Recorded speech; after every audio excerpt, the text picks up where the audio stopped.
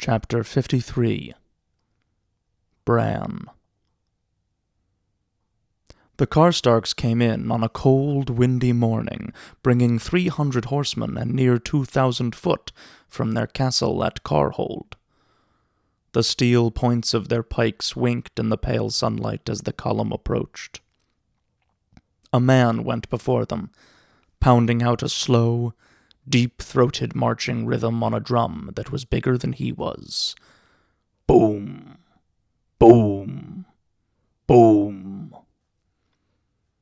Bran watched them come from a guard turret atop the outer wall, peering through Maester Luwin's bronze far eye while perched on Hodor's shoulders. Lord Rickard himself led them, his sons, Harrion and Eddard and Torrin, riding beside him beneath night-black banners emblazoned with the white sunburst of their house. Old Nan said they had Stark blood in them, going back hundreds of years. But they did not look like Starks to Bran. They were big men, and fierce, faces covered with thick beards, hair worn loose past their shoulders. Their cloaks were made of skins, the pelts of bear and seal and wolf. They were the last, he knew. The other lords were already here with their hosts. Bran yearned to ride out among them, to see the winter houses full to bursting, the jostling crowds in the market square every morning, the streets rutted and torn by wheel and hoof. But Robb had forbidden him to leave the castle. "We have no men to spare to guard you," his brother had explained. "I'll take Summer," Bran argued. "Don't act the boy with me, Bran," Robb said. "You know better than that. Only 2 days ago one of Lord Bolton's men knifed one of Lord Serwyn's at the Smoking Log. Our Lady Mother would skin me for a pelt if I let you put yourself at risk." He was using the voice of Robb the Lord when he said it. Bran knew that meant there was no appeal. It was because of what had happened in the Wolf's Wood, he knew. The memory still gave him bad dreams. He had been as helpless as a baby, no more able to defend himself than Rickon would have been. Less, even. Rickon would have kicked them, at the least. It shamed him. He was only a few years younger than Robb. If his brother was almost a man grown, so was he. He should have been able to protect himself. A year ago, before, he would have visited the town even if it meant climbing over the walls by himself. In those days, he could run downstairs, get on and off his pony by himself, and wield a wooden sword good enough to knock Prince Tommen in the dirt. Now he could only watch, peering out through Maester Luwin's lens tube. The Maester had taught him all the banners, the mailed fist of the Glovers, silver on scarlet, Lady Mormont's black bear, the hideous flayed man that went before Roose Bolton of the Dreadfort, a bull moose for the Hornwoods, a battle-axe for the Serwyns, 3 sentinel trees for the Tall Hearts, and the fearsome sigil of House Umber, a roaring giant in shattered chains. And soon enough, he learned the faces, too, when the lords and their sons and knights' retainer came to Winterfell to feast. Even the great hall was not large enough to seat all of them at once, so Robb hosted each of the principal bannermen in turn. Bran was always given the place of honor at his brother's right hand. Some of the lord's bannermen gave him queer, hard stares as he sat there, as if they wondered by what right a green boy should be placed above them, and him a cripple, too. "How many is it now?" Bran asked Maester Luwin, as Lord Karstark and his sons rode through the gates and the outer wall. 12,000 men, or near enough, as makes no matter." "How many knights?" "Few enough," the Maester said with a touch of impatience. "To be a knight, Ye must stand your vigil in a sept, and be anointed with the 7 oils to consecrate your vows. In the north, only a few of the great houses worship the 7. The rest honor the old gods, and name no knights. But those lords and their sons and sworn swords are no less fierce, or loyal, or honorable. A man's worth is not marked by a sir before his name, as I have told you 100 times before. Still, said Bran. How many knights? Maester Luwin sighed. 300, perhaps 4, among 3,000 armored lances who are not knights. Lord Karstark is the last, Bran said thoughtfully. Robb will feast him tonight. No doubt he will. How long before they go? He must march soon, or not at all, Maester Luwin said. The winter town is full to bursting, and this army of his will eat the countryside clean if it camps here much longer. Others are waiting to join him all along the King's Road. Barrow Knights, and Crannogman, and the Lords Manderley, and Flint. The fighting has begun in the Riverlands, and your brother has many leagues to go. I know. Bran felt as miserable as he sounded. He handed the bronze tube back to the maester, and noticed how thin Luwin's hair had grown on top. He could see the pink of scalp showing through. It felt queer to look down on him this way when he'd spent his whole life looking up at him. But when you sat on Hodor's back, he looked down on everyone. I don't want to watch anymore. Hodor, take me back to the keep. Oh, Hodor, said Hodor. Maester Luwin tucked the tube up his sleeve. Bran, your lord brother will not have time to see you now. He must greet Lord Karstark and his sons, and make them welcome. I won't trouble Robb. I want to visit the Godswood. He put his hand on Hodor's shoulder. Hodor! A series of chisel-cut handholds made a ladder in the granite of the tower's inner wall. Hodor hummed tunelessly as he went down hand under hand, Bran bouncing against his back in the wicker seat that Maester Luwin had fashioned for him. Luwin had gotten the idea from the baskets the women used to carry firewood on their backs. After that, it had been a simple matter of cutting leg holes and attaching some new straps to spread Bran's weight more evenly. It was not as good as riding Dancer, but there were places Dancer could not go, and this did not shame Bran the way it did when Hodor carried him in his arms like a baby. Hodor seemed to like it too, though with Hodor it was hard to tell. The only tricky part was doors.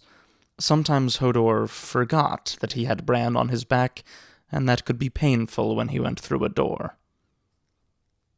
For near a fortnight, there had been so many comings and goings that Robb ordered both portcullises kept up, and the drawbridge down between them, even in the dead of night. A long column of armored lancers was crossing the moat between the walls when Bran emerged from the tower. Karstark men, following their lords into the castle. They wore black iron half-helms and black woolen cloaks patterned with the white sunburst. Hodor trotted along beside them, smiling to himself, his boots thudding against the wood of the drawbridge. The riders gave them queer looks as they went by, and once Bran heard someone guffaw. He refused to let it trouble him. "Men will look at you," Maester Luwin had warned him the first time they had strapped the wicker basket around Hodor's chest. "They will look, and they will talk, and some will mock you." Let them mock, Bran thought.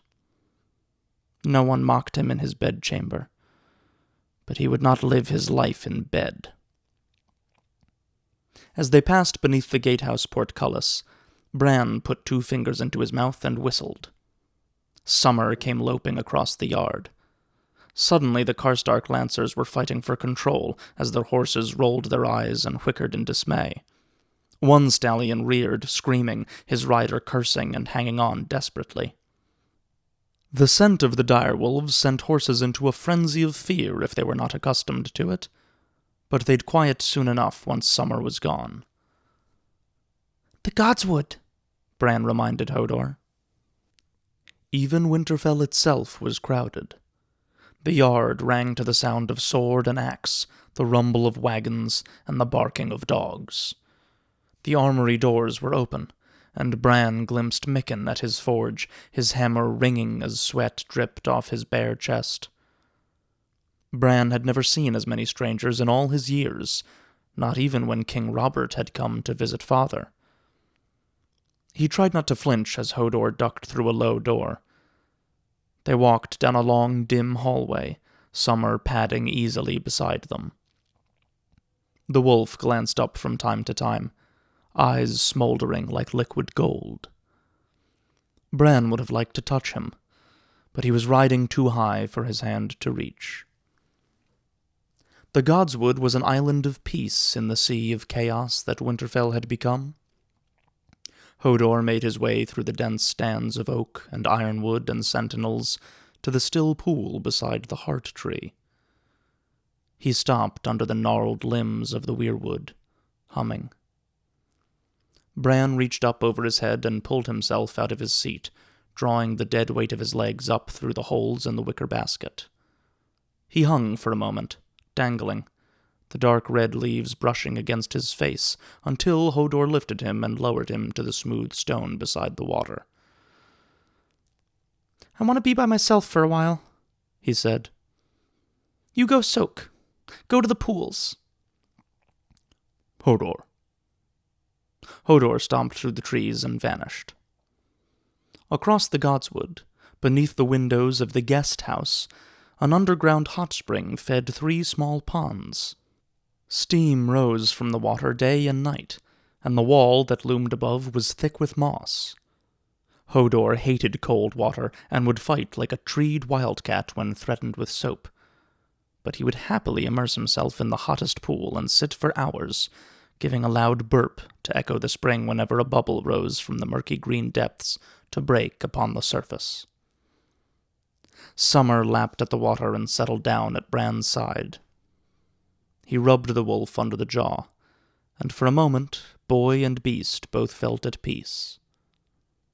Bran had always liked the Godswood, even before, but of late he found himself drawn to it more and more. Even the heart tree no longer scared him the way it used to. The deep red eyes carved into the pale trunk still watched him, yet somehow he took comfort from that now. The gods were looking over him, he told himself. The old gods. Gods of the Starks, and the first men, and the children of the forest, his father's gods. He felt safe in their sight, and the deep silence of the trees helped him think. Bran had been thinking a lot since his fall. Thinking, and dreaming, and talking with the gods. "Please make it so Robb won't go away," he prayed softly. He moved his hand through the cold water, sending ripples across the pool. "Please make him stay. Or if he has to go, bring him home safe, with mother and father and the girls, and make it so Rickon understands."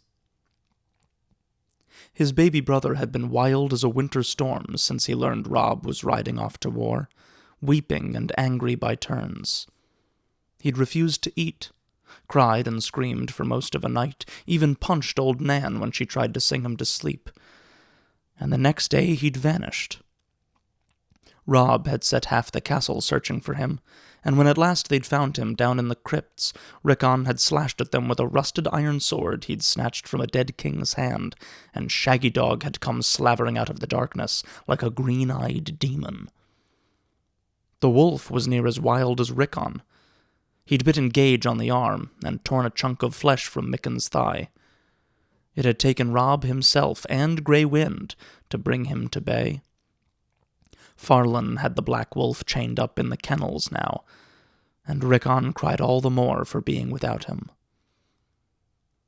Maester Luwin counseled Robb to remain at Winterfell, and Bran pleaded with him too, for his own sake as much as Rickon's, but his brother only shook his head stubbornly and said, "I don't want to go.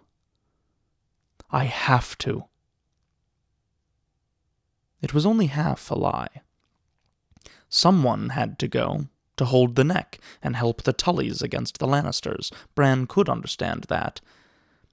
But it did not have to be Robb.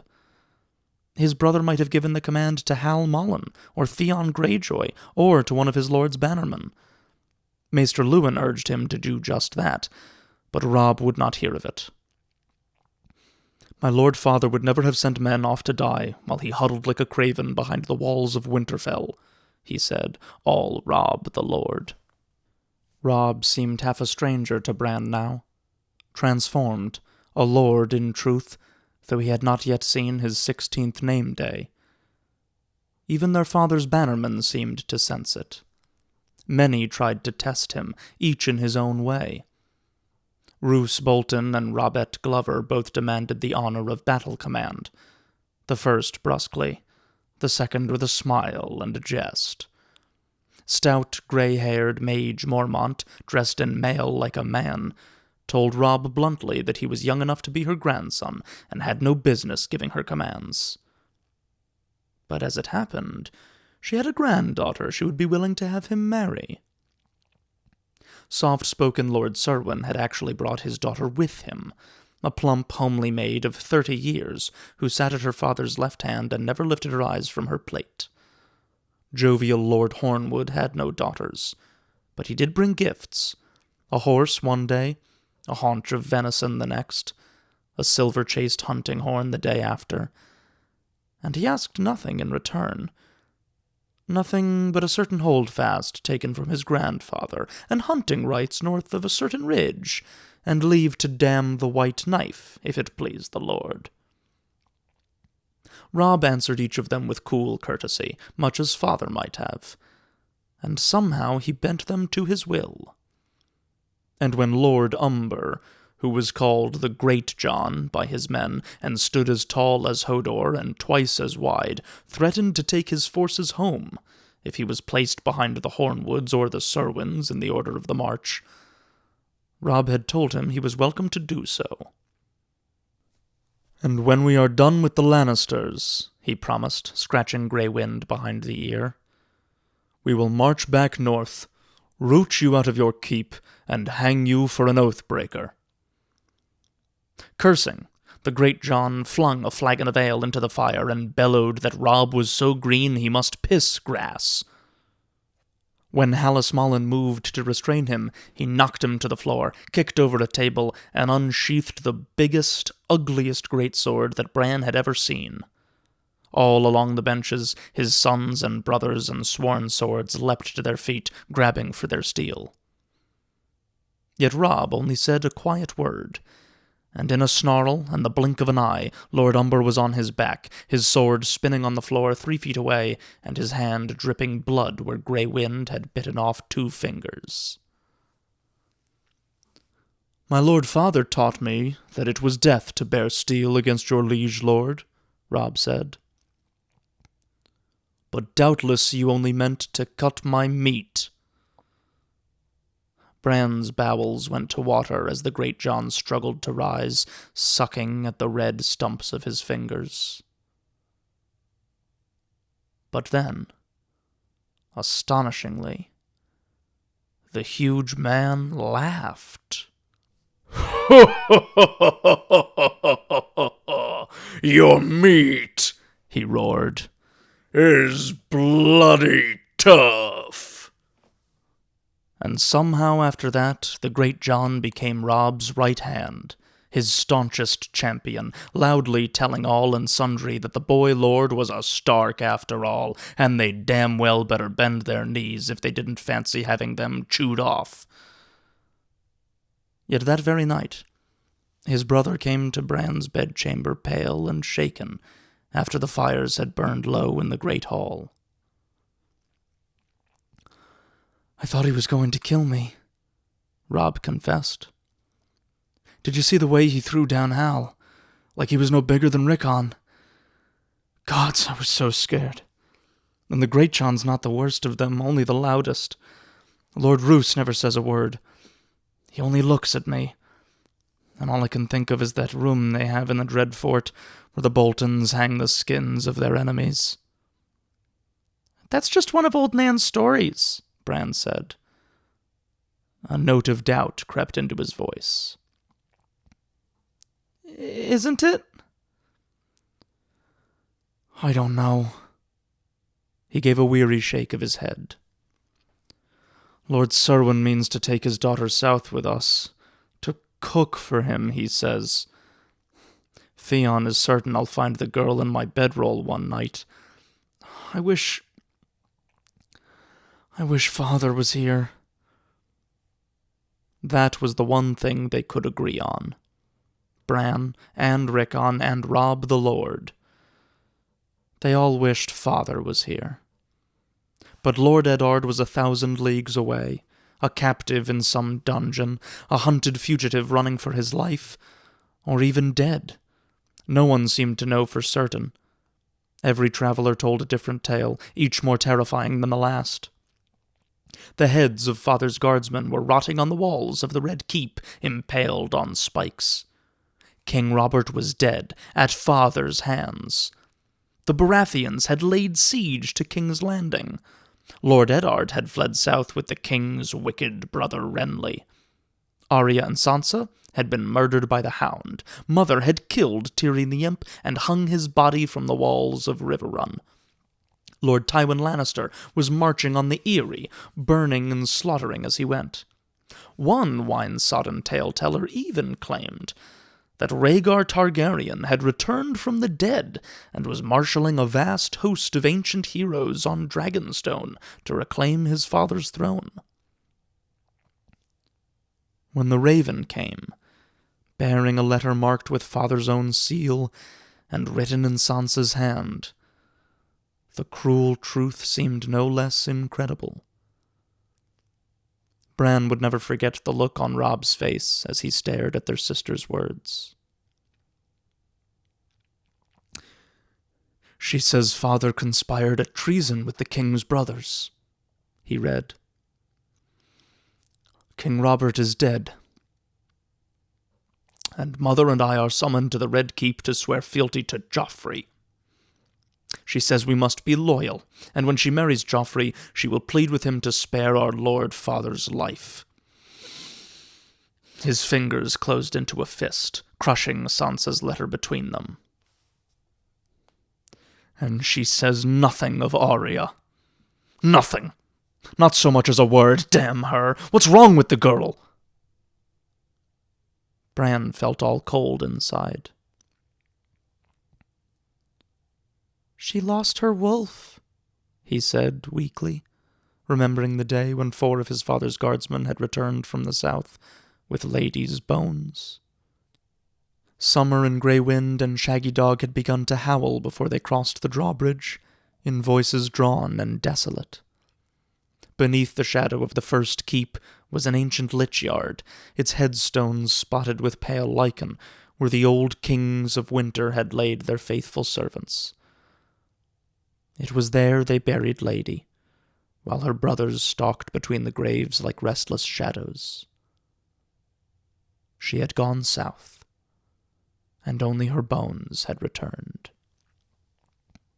Their grandfather, old Lord Rickard, had gone as well, with his son Brandon, who was father's brother, and 200 of his best men. None had ever returned. And father had gone south, with Arya and Sansa, and Jory and Hullen and Fat Tom and the rest, and later mother and Sir Roderick had gone, and they hadn't come back either. And now Robb meant to go, not to King's Landing and not to swear fealty, but to River Run with a sword in his hand. And if their Lord Father were truly a prisoner, that could mean his death for a certainty. It frightened Bran more than he could say. "If Robb has to go, watch over him," Bran entreated the old gods, as they watched him with the heart tree's red eyes. "And watch over his men, Hal and Quent and the rest, and Lord Umber, and Lady Mormont, and the other lords, and Theon too, I suppose. Watch them and keep them safe, if it please you, gods. Help them defeat the Lannisters and save father and bring them home." A faint wind sighed through the godswood, and the red leaves stirred and whispered. Summer bared his teeth. "You hear them, boy?" a voice asked. Bran lifted his head. Osha stood across the pool, beneath an ancient oak, her face shadowed by leaves. Even in irons the wildling moved, quiet as a cat. Summer circled the pool, sniffed at her. The tall woman flinched. "Summer, to me," Bran called. The direwolf took one final sniff, spun, and bounded back. Bran wrapped his arms around him. "What are you doing here?" He had not seen Osha since they'd taken her captive in the Wolf's Wood, though he knew she'd been set to working in the kitchens. "They're my gods, too," Osha said. "Beyond the wall, they are the only gods." Her hair was growing out, brown and shaggy. It made her look more womanly, that and the simple dress of brown ruffspun they'd given her when they took her mail and leather. "Gage lets me have my prayers from time to time when I feel the need, and I let him do as he likes under my skirt when he feels the need. It's nothing to me.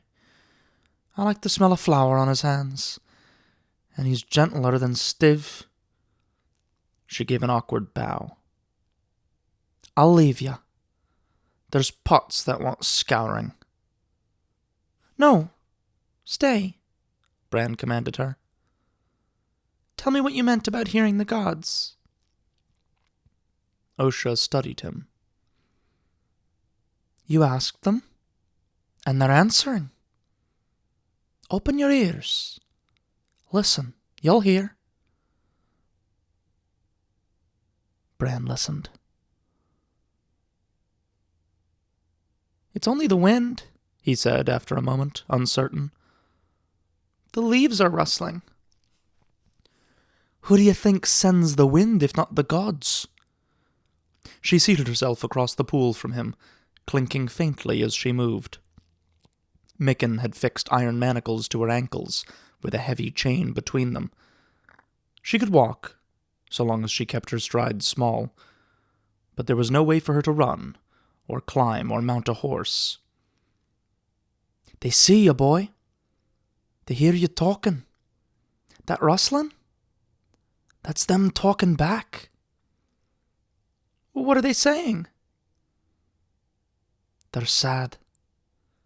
Your lord brother will get no help from them, not where he's going. The old gods have no power in the south. The werewoods were all cut down, thousands of years ago. How can they watch your brother when they have no eyes?" Bran had not thought of that. It frightened him. If the gods could not help his brother, what hope was there? Maybe Osha wasn't hearing them right. He cocked his head and tried to listen again. He thought he could hear the sadness now, but nothing more than that. The rustling grew louder. Bran heard muffled footfalls and a low humming, and Hodor came blundering out of the trees, naked and smiling. "Hodor!" "He must have heard our voices," Bran said. "Hodor, you forgot your clothes." Hodor agreed. He was dripping wet from the neck down, steaming in the chill air. His body was covered with brown hair, thick as a pelt. Between his legs, his manhood swung long and heavy. Osha eyed him with a sour smile. "Now there's a big man," she said. "He has a giant's blood in him, or I'm the queen." "Mr. Lewin says there are no more giants. He says they're all dead, like the children of the forest. All that's left of them are old bones in the earth that men turn up with plows from time to time." "Let Maester Lewin ride beyond the wall," Osha said. "He'll find giants then, or they'll find him. My brother killed one. 10 foot tall she was, and stunted at that. They've been known to grow as big as 12 and 13 feet. Fierce things they are, too, all hair and teeth, and the wives have beards like their husbands, so there's no telling them apart. The women take human men for lovers, and it's from them the half-bloods come. It goes harder on the women they catch. The men are so big they'll rip a maid apart before they get her with child." She grinned at him. "But you don't know what I mean, do you, boy?" "Yes, I do," Bran insisted. He understood about mating. He had seen dogs in the yard, and watched a stallion mount a mare, but talking about it made him uncomfortable. He looked at Hodor. "Go back and bring your clothes, Hodor," he said. "Go dress." Hodor. He walked back the way he had come, ducking under a low-hanging tree limb. He was awfully big, Bran thought as he watched him go. "Are there truly giants beyond the wall?" he asked Osha uncertainly. "Giants, and worse than giants, lordling. I tried to tell your brother when he was asking his questions. Him and your maester, and that smiley boy, Greyjoy. The cold winds are rising, and men go out from their fires and never come back. Or if they do, they're not men no more, but only wights with blue eyes and cold black hands. Why do you think I run south with Stiv and Hallie and the rest of them fools? Mance thinks he'll fight, the brave, sweet, stubborn man, like the White Walkers were no more than rangers. But what does he know?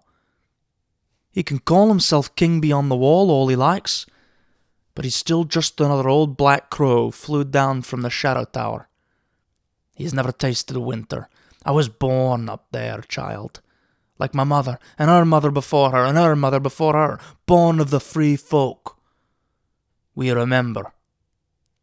Osha stood, her chains rattling together. "I tried to tell your lordling brother.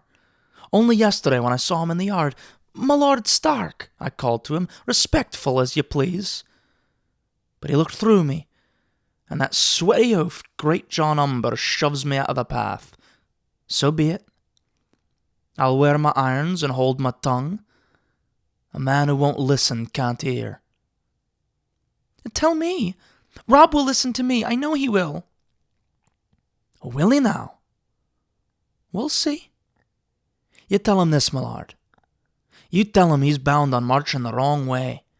It's north he should be taking his swords. North. Not south. You hear me?" Bran nodded. "I'll tell him." But that night, when they feasted in the great hall, Robb was not with them. He took his meal in the Solar instead, with Lord Rickard and the Great John and the other lords bannermen, to make the final plans for the long march to come. It was left to Bran to fill his place at the head of the table and act the host to Lord Karstark's sons and honored friends. They were already at their places when Hodor carried Bran into the hall on his back and knelt beside the high seat. 2 of the serving men helped lift him from his basket. Bran could feel the eyes of every stranger in the hall. It had grown quiet. "My lords," Hallis Mullen announced. "Brandon Stark, of Winterfell." "I welcome you to our fires," Bran said stiffly, "and offer you meat and mead in honor of our friendship." Harrion Karstark, the oldest of Lord Rickard's sons, bowed, and his brothers after him. Yet as they settled back in their places, he heard the younger 2 talking in low voices over the clatter of wine cups. "Sooner die than live like that," muttered one, his father's namesake Eddard, and his brother Torrens said likely the boy was broken inside as well as out, too craven to take his own life. Broken, Bran thought bitterly as he clutched his knife. Is that what he was now? Bran the Broken? "I don't want to be broken," he whispered fiercely to Maester Luwin, who'd been seated to his right. "I want to be a knight." "There are some who call my order the Knights of the Mind," Luwin replied. "You are a surpassing clever boy when you work at it, Bran. Have you ever thought that you might wear a maester's chain? There is no limit to what you might learn." "I want to learn magic," Bran told him. "The crow promised that I would fly." Maester Luwin sighed. "I can teach you history, healing, herb lore. I can teach you the speech of ravens, and how to build a castle, and the way a sailor steers his ship by the stars. I can teach you to measure the days and mark the seasons, and at the Citadel in Old Town they can teach you 1,000 things more. But, Bran, no man can teach you magic." "The children could," Bran said. "The children of the forest." That reminded him of the promise he had made to Osha in the Godswood, so he told Luwin what she had said. The Maester listened politely. "The wildling woman could give old Nan lessons in telling tales, I think," he said when Bran was done.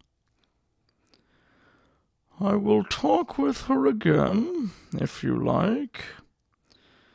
But it would be best if you did not trouble your brother with this folly. He has more than enough to concern him without fretting over giants and dead men in the woods. It's the Lannisters who hold your lord father, Bran, not the children of the forest." He put a gentle hand on Bran's arm. "Think on what I said, child." And 2 days later, as a red dawn broke across a windswept sky, Bran found himself in the yard beneath the gatehouse, strapped atop Dancer, as he said his farewells to his brother. "You are the lord in Winterfell now," Robb told him. He was mounted on a shaggy grey stallion, his shield hung from the horse's side, wood banded with iron, white and grey, and on it the snarling face of a direwolf. His brother wore grey chainmail over bleached leathers, sword and dagger at his waist, a fur-trimmed cloak across his shoulders. "You must take my place, as I took father's, until we come home." "I know," Bran replied miserably. He had never felt so little or alone or scared. He did not know how to be a lord. "Listen to Maester Luwin's counsel, and take care of Rickon. Tell him that I'll be back as soon as the fighting is done." Rickon had refused to come down. He was up in his chamber, red-eyed and defiant. "No!" he'd screamed when Bran had asked if he didn't want to say farewell to Robb. "No farewell!" "I told him," Bran said. "He says no one ever comes back." "He can't be a baby forever. He's a Stark, and near 4. Robb sighed. "Oh, well, Mother will be home soon, and I'll bring back Father, I promise." He wheeled his courser around and trotted away. Grey Wind followed, loping beside the warhorse, lean and swift. Hallis Mullen went before them through the gate, carrying the rippling white banner of House Stark atop a high standard of grey ash. Theon Greyjoy and the Greatjon fell in on either side of Robb, and their knights formed up in a double column behind them, steel-tipped lances glinting in the sun. Uncomfortably, he remembered Osha's words. "He's marching the wrong way," he thought. For an instant he wanted to gallop after him and shout a warning, but when Robb vanished beneath the portcullis, the moment was gone. Beyond the castle walls, a roar of sound went up. The foot soldiers and townsfolk were cheering Robb as he rode past, Bran knew, cheering for Lord Stark, for the Lord of Winterfell on his great stallion, with his cloak streaming and Grey Wind racing beside him. They would never cheer for him that way, he realized with a dull ache. He might be the Lord in Winterfell while his brother and father were gone, but he was still Bran the Broken. He could not even get off his own horse, except to fall. When the distant cheers had faded to silence and the yard was empty at last, Winterfell seemed deserted and dead. Bran looked around at the faces of those who remained. Women and children and old men. And Hodor. The huge stable boy had a lost and frightened look to his face. "Hodor?" he said sadly. "Hodor," Bran agreed, wondering what it meant.